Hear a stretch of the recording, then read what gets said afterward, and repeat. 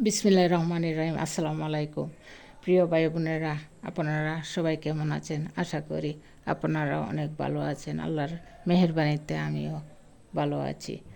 জীবনে ভালোবাসতে চাইলে এই একটি কাজ কখনোই করবেন না, কাউকে অতিরিক্ত ভালোবাসবেন না। কারণ ওই ভালোবাসা সুন্দর একটা জীবনকে ধ্বংস করে দেয়। ওই ভালোবাসা সুস্থ একটা মানুষকে পাগল বানিয়ে দেয়। ওই ভালোবাসা হাসি খুশি থাকায় একটা জীবনকে একেবারে নীরব করে দেয়।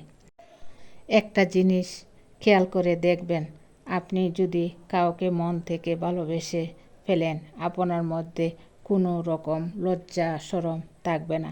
আপনি আপনার ভালোবাসার মানুষটাকে পাওয়ার জন্য আপনাকে যদি সবার কাছে ছোটো হতে হয়, সেটাও করতে আপনার দ্বিধাবোধ করবে না। আপনার মধ্যে কোনো রকম সংকোচবোধ কাজ করবে না। যেটাই হোক না কেন, আপনি শুধু তাকেই পেতে চাইবেন, কিন্তু শেষ পর্যন্ত আপনি তাকে পাবেন না। আপনার জীবনটা কাটাবে অত্যন্ত কষ্টে।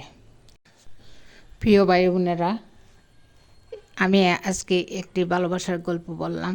আমার এই গল্পটা যদি আপনাদের কাছে ভালো লেগে থাকে, তাহলে লাইক, শেয়ার ও কমেন্টস করে আমার পাশে থাকবেন। আজ আমি অনেকগুলি রুটি বানিয়েছি।